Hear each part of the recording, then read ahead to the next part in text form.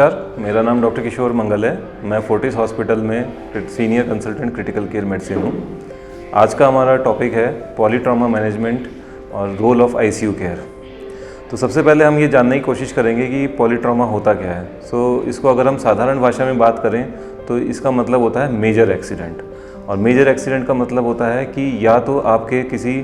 जो मुख्य अंग हैं जो बॉडी के, उसमें दो या दो से ज़्यादा अंग इन्वॉल्व हैं और उसके साथ में कोई मेजर जो लॉन्ग बोन्स हैं जैसे पैर की हड्डियां हैं या फिर हाथ की हड्डियां हैं वो साथ में इन्वॉल्व हैं। जब इतनी सारी चीज़ें इन्वॉल्व होती हैं तो वो पेशेंट का मैनेजमेंट जो होता है वो एक कॉम्प्लेक्स मैनेजमेंट हो जाता है, जिसके अंदर में मल्टीपल टीम्स की ज़रूरत पड़ती है। और हमारे इस हॉस्पिटल में एक पॉलीट्रॉमा टीम है जो कि ऐसे पेशेंट्स को ठीक करती है। तो पॉलीट्रॉमा टीम के अंदर में सर्जन्स होते हैं, न्यूरोसर्जन होते हैं, ऑर्थोपेडिशियंस होते हैं, चेस्ट सर्जन्स हो सकते हैं। इसके अलावा emergency physician, intensive care physician और ब्लड बैंक की टीम, ये सारी टीम मिलकर के ऐसे पेशेंट्स को मैनेज करती है।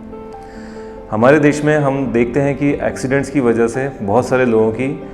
डेथ्स हो जाती हैं और उसमें ज़्यादातर यंग डेथ्स होती है। तो जो पॉलीट्रॉमा टीम जो होती है इन डेथ्स को कम करने में एक बहुत ही कारगर एक उपाय साबित होती है। और इसी वजह से ये कहा जाता है कि ऐसे पेशेंट्स को ठीक करने के लिए उनका सही समय पे सही जगह पे एक टीम के साथ में ट्रीटमेंट होना बेहद ज़रूरी है। अगर हम इस ट्रीटमेंट की बात करें तो ये जो ट्रीटमेंट होता है उसको हम 4 भागों में विभाजित कर सकते हैं। पहला ट्रीटमेंट होता है जिसको हम कहते हैं golden hour. Golden hour treatment होता है जो प्री हॉस्पिटल टीम जो एम्बुलेंस होती है वो ठीक करती है और उसके साथ में इमरजेंसी जो टीम होती है वो जो ठीक करती है। इसके अंदर में पेशेंट्स का सही जगह पे सही समय पे पहुंचना ज़रूरी होता है ताकि उसका अर्ली एक मैनेजमेंट चालू हो सके और जो पूरी टीम है वो अलग अलग दिशा में उस चीज़ को इवैल्यूएट करके जल्दी से जल्दी ट्रीटमेंट स्टार्ट कर सके। ऐसे समय में पेशेंट को जल्दी से वेंटिलेटर पे लेना, उसकी जो ब्लीडिंग हो रही है उसको तत्काल उसको रोकना, कोई ब्लड की ज़रूरत है तो उसको ब्लड बैंक से बात करके जल्दी रिलीज़ करा के पेशेंट को देना, उसके साथ में पेशेंट के ब्लड प्रेशर को चेक करते रहना और रेडियोलॉजिस्ट की मदद से हम early CT scan, early ultrasound करके उसकी जो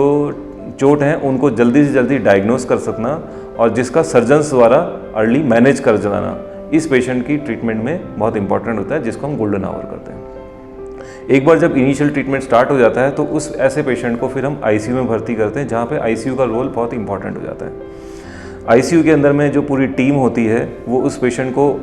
हेड से लेकर के टो तक पूरा इवैल्यूएट करती है और उसमें उस पेशेंट को सबसे पहले हम स्टेबलाइज करने की कोशिश करते हैं, जिसके अंदर में अगर पेशेंट का ब्लड प्रेशर कम है तो उसको सपोर्ट करने के लिए ब्लड प्रेशर बढ़ाने की मेडिसिन देनी पड़ती है।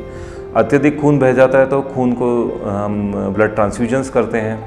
रेगुलरली ये चेक करते रहना पड़ता है कि पेशेंट का हीमोग्लोबिन कितना है और खून कितना गाढ़ा या पतला हो रहा है, जिसके हिसाब से हमें प्लाज्मा या क्रायोप्रेस्पिरेट देना पड़ता है। उसके लिए हमारे पास में PTINR, APT जैसे टेस्ट होते हैं और एडवांस टेस्ट जैसे कि टैग और रोटेम, इन टेस्टों की कई बार ज़रूरत पड़ जाती है। दूसरा जो हमारा इम्पॉर्टेंट पार्ट हो जाता है वो है वेंटिलेटर का। अक्सर इन पेशेंट्स को वेंटिलेटर की ज़रूरत पड़ती है और इन पेशेंट्स के लिए वेंटिलेटर जो यूज़ होता है वो नॉर्मल पेशेंट से अलग होता है,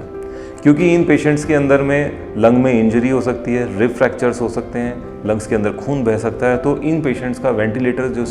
मैनेजमेंट होता है वो बहुत ही जटिल होता है और उसमें समय समय पर लगातार इसको चेक करते रहना पड़ता है कि क्या हमारा पेशेंट का ऑक्सीजन लेवल सही चल रहा है कि नहीं चल रहा है, कार्बन डाइऑक्साइड सही चल रहा है कि नहीं चल रहा है और पेशेंट के अंदर वेंटिलेटर की वजह से कोई परेशानी तो नहीं हो रही है। इसके बाद में फिर हमारा जो नेक्स्ट स्टेप होता है कि इस पेशेंट की जो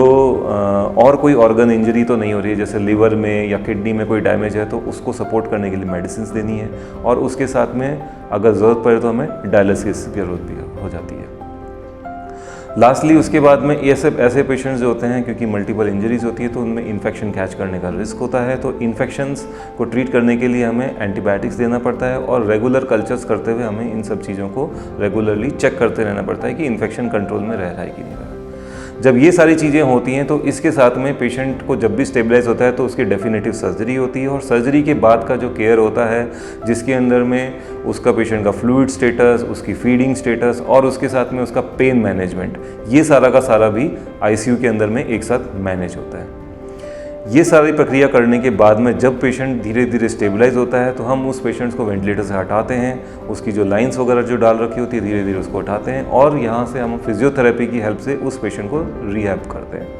रिहैब के बाद में पेशेंट धीरे धीरे ठीक होता है और फिर इस पूरी टीम की मेहनत से ऐसे पेशेंट्स को ठीक किया जाता है, जिसके अंदर में आईसीयू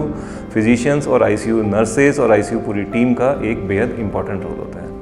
तो मेरा आपसे यही एक निवेदन रहेगा कि ऐसे जो पॉलीट्रॉमा के जो कॉम्प्लेक्स केसेस होते हैं उनको सही समय पे सही जगह पे इलाज मिले और एक ऐसी जगह पे इलाज मिले जहाँ पे ये टीम वर्क हो जो कि इस पेशेंट को जल्दी से जल्दी ठीक कर सके। धन्यवाद।